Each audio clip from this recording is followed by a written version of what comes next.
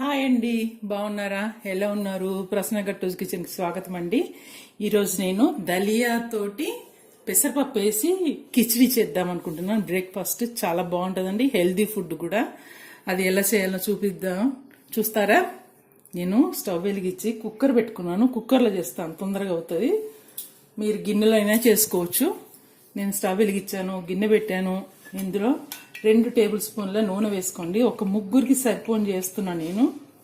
మీరు దీన్ని బట్టి మీరు ఎక్కువ చేసుకోండి, ఓకేనా? ఇది నూనె వేడెక్కాలి. నూనె వేడెక్కిందండి. దీంట్లోకి ఉండి లేనట్టుగా దాల్చిన చెక్క, 2 లవంగాలండి, అవి వేసుకోండి. తర్వాత కొంచెము జీలకర్ర, కొన్ని ఆవాలు.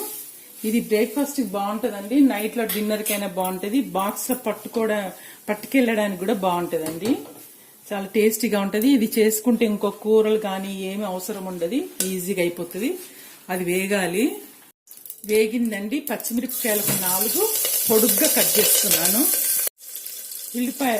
పచ్చిమిరపకాయలు వేగినాయండి. తర్వాత ఒక పెద్ద గడ్డ ఉల్లిపాయల పొడుగ్గా కట్ చేస్తున్నాను. ఇది కూడా వేసుకోండి. ఉల్లిపాయలు సగం వేగుతుండగానే మనం పెసరపప్పు తీసుకోండి. పెసరపప్పు కడిగి దీంట్లో వేసుకొని ఇది కూడా వేయించుకోవాలి. పెసరపప్పు వేయించుకుంటే చాలా టేస్టీగా ఉంటుందండి. ఇప్పుడు దీన్ని కూడా ఇలా వేయించుకోండి. నేను గోధుమ రవ్వ దీంతో 2 గ్లాసులు తీసుకున్నానండి. పెసరపప్పు పావు తీసుకున్నాను అనమాట. ఆ లెక్కన మీరు తీసుకోండి, బాగుంటుంది. దీంట్లోకి 1/2 టీ స్పూన్ అల్లం వెల్లుల్లి ముద్దండి, దీన్ని కూడా వేయించుకోండి. కొంచెం కరివేపాకండి. ఇప్పుడు గోధుమ రవ్వ కూడా వేసుకోవాలి, దీన్ని కూడా వేయించుకోవాలండి. వేయించుకుంటే బాగా పొడి పొడిగా వస్తుంది మనకి. ఈ నూనెలోనే వీటితో పాటు దీన్ని కూడా వేయించుకోండి, బాగుంటుంది. చూడండి, ఇప్పుడు రవ్వ వేగింది. ఇప్పుడు దీంట్లోకి క్యారెట్లు 2 పొడుగు కట్ చేసుకున్నాను, ఒక ఆలు పొడుగు కట్ చేసుకున్నాను. ఇవి వేసి ఒక్కసారి కలుపుకోండి. అవి బాగా వేగినాయండి, అవి బాగా కలిపాను.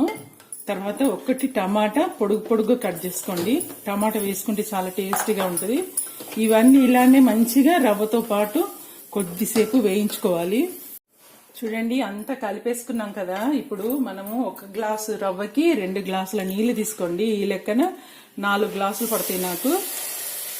బాగా ఉడుకుతుందండి, మంచి పొడిలాడుతుంది. నేను ఇంకా పోస్తాను. కొంచెము ఎండినది పుదీనా పొడేస్తున్నానండి. ఇలా నలిపేసుకోండి.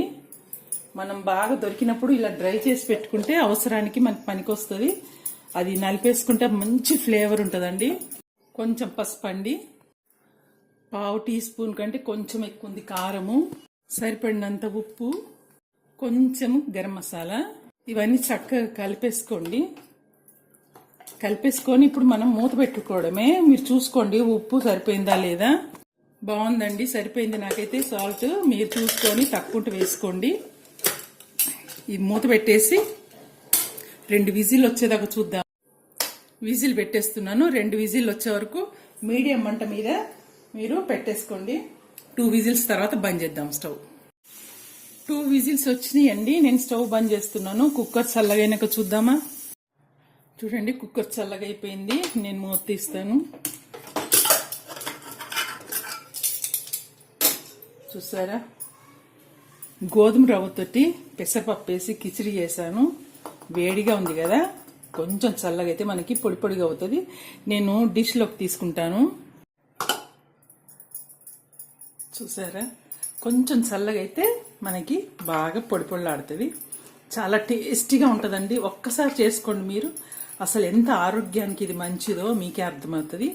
గోధుమ రవ్వ కదా, నాటు రవ్వ వేరు, గోధుమ రవ్వ వేరండి.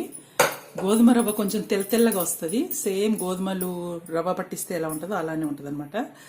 మనకు మార్నింగ్ పూట ఇవి తింటే చాలా హెల్దీ ఫుడ్.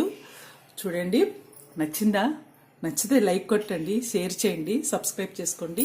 పైనుంచి నేను కొత్తిమీర వేద్దాం అనుకున్నాను కానీ లేదండి, మీ దగ్గర ఉంటే కనుక వేసుకోండి.